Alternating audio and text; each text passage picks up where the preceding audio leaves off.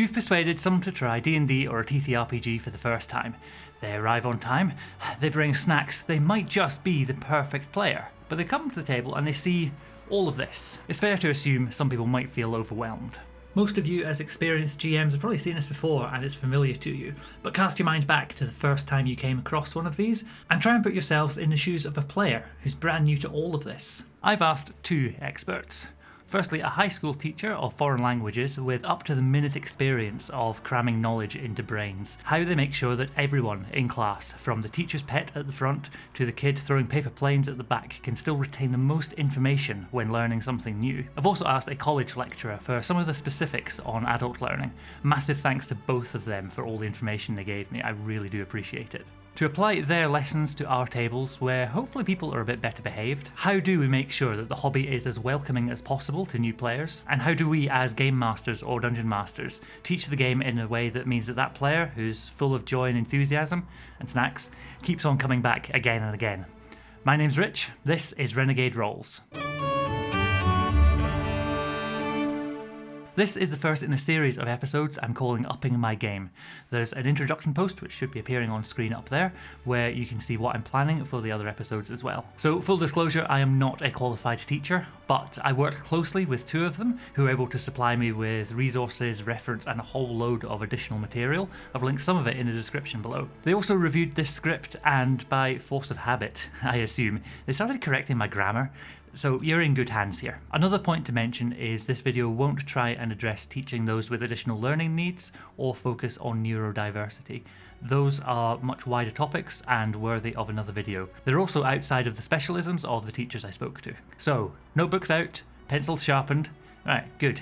School time. Actionable tip number 1. We want to reduce anxiety to avoid the affective filter. The affective filter hypothesis states that a learner's ability to acquire language is constrained if they are experiencing negative emotions such as fear or embarrassment. At such times, the affective filter is said to be up. So fear and risk of embarrassment are probably the top two worries that players have when they come to TTRPGs for the first time. But there's a lot of things we can do to mitigate that, both before and during sessions. Before a session, we can introduce some of the high-level ideas of what TTRPGs are, and we can also explain that we expect them to describe their character and their actions. At my tables, funny voices are entirely optional, but up to them if they want to go for it. At the start of a session, it's really useful to know your players. So a show of hands at the start to see where everyone's at. Are they familiar with Western fantasy? Have they read Lord of the Rings? Are they a Game of Thrones fan? Knowing where people are and the cultural touchstones that you can relate to them can be really helpful for bringing people along for the ride with you. We can also show that acting and being dramatic are completely normal behaviour, so as GM you can lead by example in a load of good ways with this. But we also want to clamp down heavily on anyone who's being antagonistic or mocking others for what they're attempting to do. As GM you have a lot of social capital. You literally make the rules. But more importantly, as GM, your behaviour is taken as the standard of what acceptable behaviour looks like at your table. So if you're always paying attention and always engaged, always interested in everyone else around you, then hopefully your players will be too. Also, something which is tricky and I really struggle with from time to time is to be able to lay down the law at your table. The advice from the teachers I spoke to is you just give one warning, and if unacceptable behaviour continues, you remove them from the situation. Now, banishing players from your table might feel like an absolutely nuclear option. These might be friends you're playing with, and you might quite legitimately be worried of damaging your friendship, but it shows the other players at the table that you're in control and that you're able to provide this safe space for them to grow and learn and explore a long way outside many people's comfort zones. Actionable tip number 2, collaborative character creation and clear character sheets.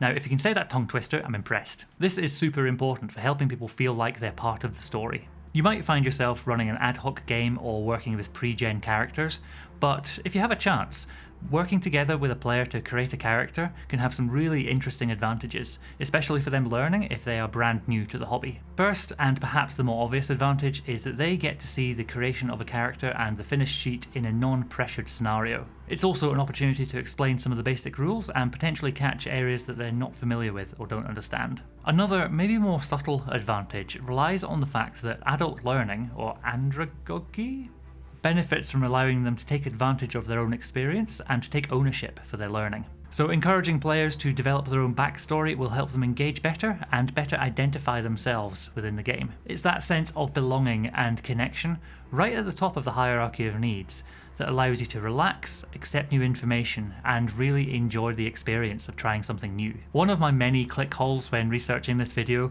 was looking into the idea of cognitive load. We want our players to be able to navigate their character sheets as quickly as possible and to find the information they need fast. So if you see one of these for the first time, there is so much information and so many things that maybe aren't connected to each other that to find the thing you're looking for can be very slow. Depending on your group, they might be comfortable just jumping into a character sheet, but there's a lot we can do to simplify things. One that I've seen work well is to have a mini character sheet for combat, another little sheet for exploration, and another one for the social side as well. So when you begin a combat, you know exactly where all the information that's going to be relevant will be. A step up from that, and something I'll do regularly, is I'll colour in sections of a character sheet. So rather than saying, yes, find it in your ability scores, I was like, yeah, look in the yellow section. And even if you give out full character sheets, I'd still encourage drawing on them using highlighter pens just to find that information you need quickly. And I do this myself all the time. Actionable tip number 3. Concentration only lasts about 40 minutes. So taking regular breaks is a piece of advice you've probably heard a lot before, but a break doesn't have to be going away from the table, it doesn't have to be wandering off having snacks. It can be something as simple as just changing focus, changing scene, changing the part of your brain that you're using to interact with the game. So this could be an out of character moment where you check in with each other or just share a silly joke. We can also switch focus, so if it's been a long combat, we switch to a social side, a puzzle or an exploration phase. Combat in TTRPGs can often overrun that 40-minute timescale, but there's things we can do within combat to change perspectives. Something like asking, what's going through your character's mind as they see this carnage around them? Or if someone finds themselves out of a fight, maybe on death saving throws or a similar mechanic, you could show their life flashing before their eyes, maybe giving little social encounters as a contrast to the combat that's still happening at the table. Speaking of taking breaks, this is a perfect time for an art appreciation moment. Look at this, I absolutely love it. This is a baby fairy dragon having a wee snooze in front of some dice. This is my new logo and branding for Renegade Rolls, and you'll be seeing a lot more of it. Massive credit to my friend Sky who put this together. She's done an incredible job, there's so much detail here. I can't get enough of it. If you're watching this in April 2024, she's currently open for commissions. I've put all the details to the social links and a portfolio in the description for this video. So now we're all refreshed after that break, it's actionable tip number 4, scaffolding.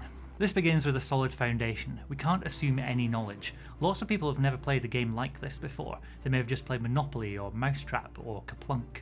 So we have to bring people with us from the very start. In the case of fantasy TTRPGs, we can't assume any knowledge about Western fantasy. So orcs and goblins might be familiar to a lot of folks, but not everyone. I've played with people all around the world who've got very different cultures and mythologies and backgrounds. And if I'm talking to someone outside of Europe about a dragon, they might have a very different image in their head. Interestingly, sci-fi as a genre can be easier to teach because we start kind of with the knowledge and experience of our known world, and then we twist it from there. We kind of assume that every alien species will be something that no one on Earth has encountered before. Once we've got the fundamentals in place, we can begin to withdraw support over time. This helps people learn independently. So with a brand new player, I might start by saying, okay, your character's looking around, you're looking for some edible berries or something to eat. We're going to roll a nature check. To do that, I want you to roll your red dice, this one here, and tell me the number that you get.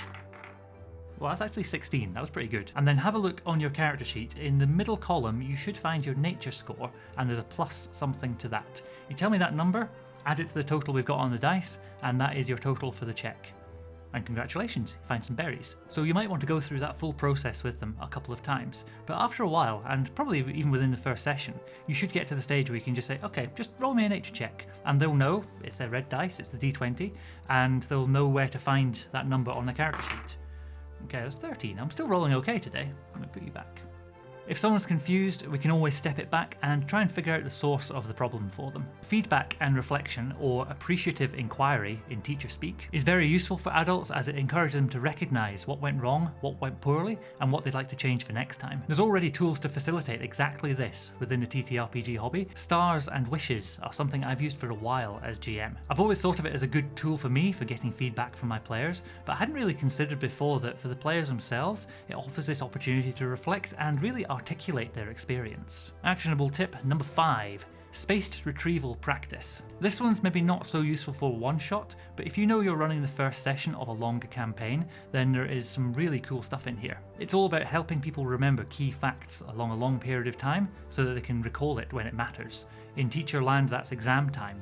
For us, it could be a scenario later in the campaign. It begins with us sharing some information, and then very quickly, given the opportunity for that to be recalled, that's the retrieval part of it. Then we repeatedly give those opportunities to retrieve the information over a longer period of time. This is the spaced part. The spacing gets longer and longer the more embedded the concepts are. So over the course of a campaign, say you really want your characters to remember the name of some fallen god, as that's going to be the answer to the puzzle in the final dungeon, which will help them win the day. Rather than you specifically saying and hinting, oh yes, this will be in the exam, we can use that spaced retrieval practice to make sure the fact is memorized by the players long before they get to that critical moment. Actionable tip number 6. 6 is the maximum number of new concepts which can be stored in short-term memory. If you try to fit in more than this, you've got to accept that something is going to give. In the first ever session with players, you need to accept that some of the lore and background of your setting, it might just be forgotten,